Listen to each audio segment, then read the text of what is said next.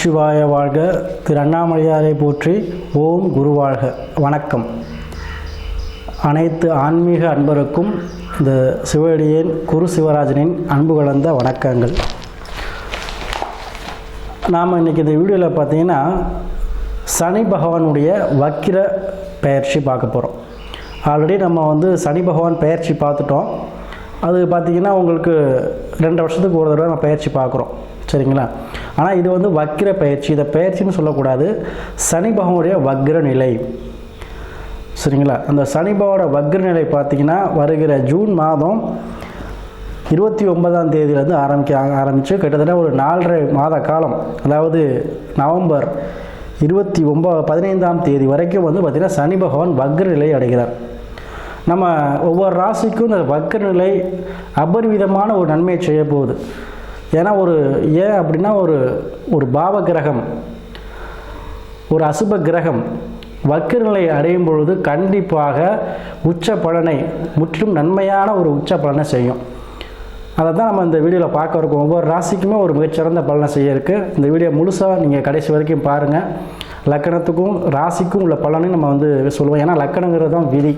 நம்ம கடைசியாக அந்த லக்கண பலனும் நம்ம சொல்கிறோம், சரிங்களா? அதனால் முடிஞ்சளவு கடைசி முழுமையான இந்த வீடியோவை பாருங்கள். ஒவ்வொரு ராசிக்கும் என்ன மாதிரியான பலனை கொடுக்க போகுது அப்படிங்கிறத நம்ம பார்ப்போம். ஏன் நம்ம அந்த வக்கிரத்தை சொல்கிறோம் அப்படின்னா, நம்ம சொல்லக்கூடிய விஷயங்கள் உங்கள் வாழ்க்கையில் தடுமாறும் பொழுது, ஒரு நல்லதோ ஒரு கெட்டதோ ஒரு சேஞ்சஸ் வரும்பொழுது நம்ம சொல்லக்கூடியது உங்களுக்கு உதவியாக இருக்கும். அதில் நீங்கள் உங்கள் மாற்றத்தை நீங்கள் ஏற்படுத்திக்கலாம். அதுக்காகத்தான் நம்ம தொடர்ச்சியாக வீடியோ போட்டுருக்கோம். இந்த முதல்ல சனி வக்ர நிலை அப்படின்னு என்ன நம்ம தெரிஞ்சுக்குவோம். ஏன்னா அதை எல்லாருமே சொல்லியிருப்பாங்க, வக்ரம்னா என்ன அப்படின்னு சொல்லிட்டு. இருந்தாலும் நம்மளும் அதை நம்ம சொல்லி ஆகணும். அப்போ வக்ரம் அப்படின்னா நம்முடைய எதிர்மறையாக செயல்படுதல், அதாவது இயல்பு நிலைக்கு மாறாக செயல்படுதல், அதாவது பின்னோக்கி செல்வது. அப்படின்னா கிரகங்கள் பின்னோக்கி செல்லாது, கண்டிப்பாக அவருடைய இயல்பு தன்மை மாறும். ஏன்னா நம்ம சனி பகவானை எப்படி எடுத்துக்கிறோம்னா, ஒவ்வொரு வாழ்க்கையிலையுமே பிறந்ததுலேருந்து இறக்கிற வரைக்கும் எல்லா விஷயத்துலையும் தொடர்பு கொள்றவர் சனி பகவான். கர்மகர்த்தான்னு சொல்லுவோம். அதாவது கர்மம் செய்யக்கூடிய கர்மத்துக்கான பலனை கொடுக்கக்கூடியவர். அவர் நியாயமானவர். அதனால தான் சனி பகவான் நீதிமான்னு சொல்லுவோம். ஈஸ்வர பட்டம் பெற்றிருக்கனால தான் அவர் முன்பிறவியில் நம்ம என்ன கர்மம் செஞ்சோமோ அதை அனுபவிக்க பிறப்பெடுக்கக்கூடிய இடத்துல, எந்த பாவகத்தில் எந்த பிரச்சனை நீங்கள் எந்த கர்மத்தை செஞ்சீங்களோ, அதாவது சில பேர் பாருங்கள், நிறைய அநாத ஆசிரமெல்லாம் இருக்கும். அவங்களுடைய ஜாதகத்தெல்லாம் நீங்கள் எடுத்து பார்த்தீங்க அப்படின்னா, முன் ஜென்மத்தில் உறவினரை உதாசீனப்படுத்துதல், பெற்றோரை உதாசீனப்படுத்துதல், அவங்க செஞ்ச கர்மம். அப்போ இந்த பிறவி எடுக்கும்போது நம்ம அவங்களுடைய ஆதரவு இல்லாமல் இருப்பாங்க. ஸோ நம்ம சனி பகவானுடைய அருளாசி இருந்தால் மட்டும்தான் எந்த ஒரு விஷயமும் செய்ய முடியும். அது தொழிலாக இருக்கலாம், உத்தியோகமாக இருக்கலாம், வேலை வாய்ப்பாக இருக்கலாம், இல்லை ஒரு பொது ஜன தொடர்பு, அதாவது ஒரு அரசியல் தொடர்பு, எதுவாக இருந்தாலும் ஒரு ஆயுள் சம்மந்தப்பட்ட விஷயம், ஒரு தீர்க்கமான ஒரு ஆயுள் வேணும் அப்படின்னாலே சனி பகவானை தான் முதல்ல பார்க்கணும். ஏன்னா அவர் ஆயுள்காரன். அதுபோல் ஒரு மந்தத்தன்மையுடைய கிரகம். அதே போல் ஏன்னா அவருக்கு பார்த்திங்கன்னா அவருடைய சுலவாக தான் போவார். ஒரு ராசியிலேருந்து ஒரு ராசிக்கு போவார், 2.5 வருஷம் ஆகும், சரிங்களா? நம்ம பிறவிலேருந்து நம்மளுடைய ஜாதகத்தில் 3 முறை வந்துடுவார். ஒரு மனிதன் பிறந்ததில் 3 முறை வந்துடுவார். ஆரம்பத்திலேயே பிறக்கும்போதே ஒரு ஜென்ம சனியாக வருவார். அப்புறம் 30 வயசுக்கு மேலே பார்த்தீங்கன்னா மங்கு சனி, பொங்கு சனின்னு சொல்லுவோம். அதாவது திருமணம் சார்ந்த விஷயங்கள், வேலை வாய்ப்புகள், இதெல்லாம் கொடுக்கக்கூடிய காலகட்டம். அதுக்கப்புறம் வரக்கூடிய 3ஆவது வரக்கூடிய சனி பகவான் தான் 60 வயசுக்கு மேலே பார்த்தீங்கன்னா பொங்கு சனின்னு சொல்லுவோம். அதாவது விரயச்சனின்னு சொல்லுவோம். பொங்கு சனியில் விரயச்சனி, அதை தான் மோட்சத்தை கொடுக்கக்கூடிய சனி பகவான். அதாவது ஆயுள் முடிந்து நம்ம மோட்சத்தை அடையக்கூடிய நிலை. அப்போ சனி பகவானுக்கு நம்ம இம்பார்ட்டன் கொடுக்குறோம். அதுலேயும் வக்ரத்துக்கு இம்பார்ட்டன் கொடுக்குறோம். ஏன்னா கிட்டத்தட்ட 4.5 மாத காலங்கள் நம்ம அந்த கும்ப ராசியில் பூரட்டாதி நட்சத்திரத்தில் வக்ரநிலை அடைகிறார். அது பூரட்டாதி என்ன பண்ணுவார், சதயத்துக்கு வரக்கூடிய காலகட்டம் தான் அந்த 4.5 மாத காலம். அந்த 4.5 மாத காலங்கள் என்ன செய்வார் அப்படின்னா, ஒரு மந்தத்தன்மையாக இருக்கக்கூடிய கிரகம், ஒரு சோம்பேறித்தன்மையுடைய கிரகம், எந்த ஒரு எண்ணத்தை எதையும் செயல்பட விடாமல் மனதை சோம்பேறிக்கக்கூடியது. ஒரு வேலை செய்யணும் அப்படின்னாலும் நாளைக்கு பார்த்துக்கலான்னு தள்ளி போடக்கூடிய தன்மை கொடுக்கக்கூடிய தான் சனி பகவான். இப்போ வக்ரம் அடையும் பொழுது என்ன எதிர்மறையாக செயல்பட்டு உங்களுக்கு அனைத்தையுமே என்ன பண்ணுவார், சுறுசுறுப்பாக இயங்க வைக்க போகிறார். அப்போ ஒவ்வொரு ராசிக்கும் இந்த சனி பகவானால் மிக அபரிவிதமான வளர்ச்சியை கொடுக்கக்கூடிய நல்ல ஒரு மாற்றங்கள் கிடைக்க போகுது. அதை நம்ம ஒவ்வொரு ராசிக்குமே பார்க்க இருக்கோம். அந்த வகையில் நம்ம பார்க்கக்கூடிய இன்றைக்கி பார்த்திங்கன்னா இந்த வீடியோவில் இப்போ மேச ராசிக்கு நம்ம பார்க்க இருக்கோம் இந்த சனியுடைய வக்ர பயிற்சி பலன்கள் அப்படின்ட்டு. பொதுவாகவே இந்த மேச ராசிக்கு பார்த்திங்கன்னா ஒரு அதிபதி பார்த்திங்கன்னா செவ்வாய் பகவான். சரிங்களா? செவ்வாய் அப்படிங்கிறது ஒரு அசுப கிரகம், நமக்கு எல்லாருக்குமே தெரியும். அதே போல் சனி பகவானும் அசுப கிரகம் தான். அதே போல் செவ்வாயும் சனியும் பகை கிரகம், இது பேசிக்கான ரூல். அப்போது ஒரு பகை கிரகத்துக்கு சனி பகவான் வக்ர நிலை அடைந்து அதோடைய பார்வையான 3ஆம் பார்வை, முயற்சி ஸ்தான பார்வைன்னு சொல்லக்கூடிய பார்வையை பார்க்கும் பொழுது மேசராசியை பார்க்கிறார். அப்போது கண்டிப்பாக இயல்புக்கு மாறின தன்மையின் காரணமாக வக்ரநிலை அடைந்திருப்பதால் என்ன பண்ணுவார்? முற்றிலும் சுபரான பலனை செய்ய போகிறார்.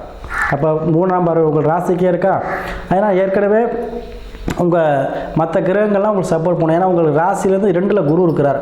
அப்போ அந்த குருவுடைய சாரத்தை வாங்கி தான் நம்ம சனி வக்ரநிலை அடைகிறார். அப்போ ஒரு சனியுடைய பிரச்சனை எந்த ஒரு ஜாதகத்திலையுமே பார்த்திங்கன்னா சனி பகவான் மறைவு ஸ்தானத்தில் இருந்தாலும் சரி, இல்லை வக்ரமோ அஸ்தமனமோ நீசமோ பெற்று இருந்தாலும் சரி, அதுக்கு நிவர்த்தினா ஒரு சுப கிரகங்கள் பார்க்கணும். அதாவது சுக்கிர பகவானோ குரு பகவானோ அதோடைய பார்வை இருந்தால் கண்டிப்பாக சனி பகவான் என்ன பண்ணுவார்? முற்றிலும் சுபரான பலனை செய்வார்.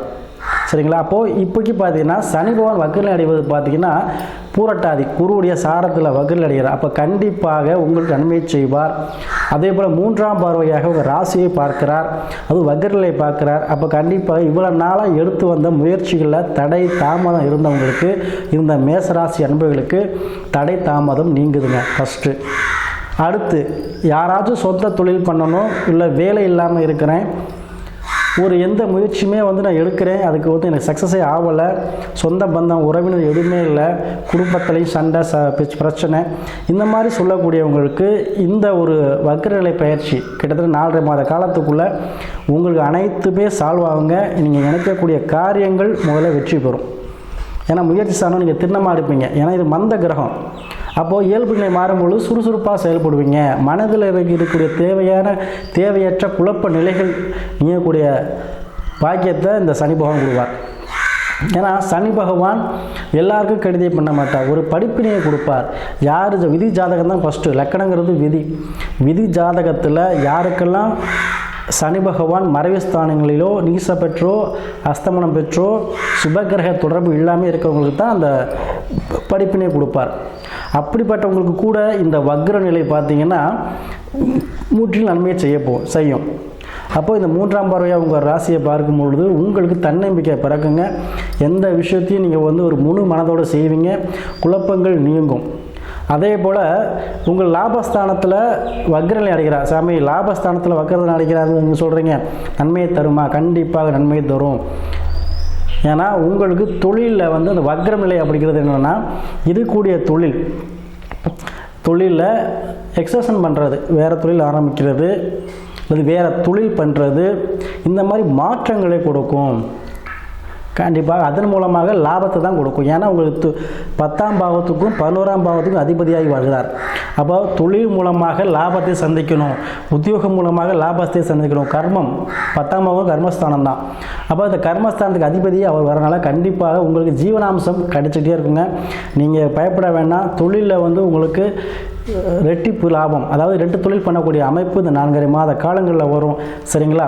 அதே போல் கும்பத்திலேருந்து உங்கள் பூர்வ புண்ணியத்தையும் பார்க்குறார். அப்போ பூர்வ புண்ணியம் ஆழ்மன எண்ணங்களில் இருந்த பயங்கள் நீங்கும்.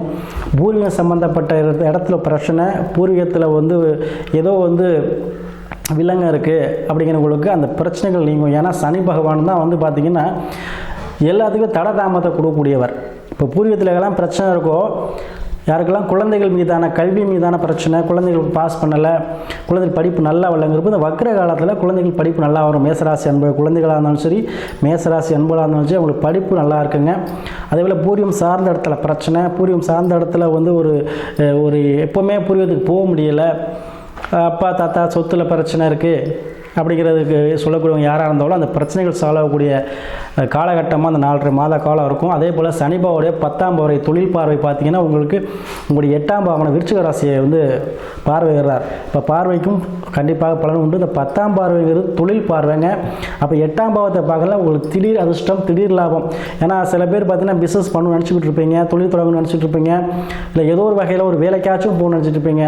உங்களுக்கு அதை ட்ரை பண்ணிகிட்டே வந்துருப்பீங்க. மேசராசி அன்பர்கள் உங்களுக்கு அது கைக்கூடி வந்திருக்காது.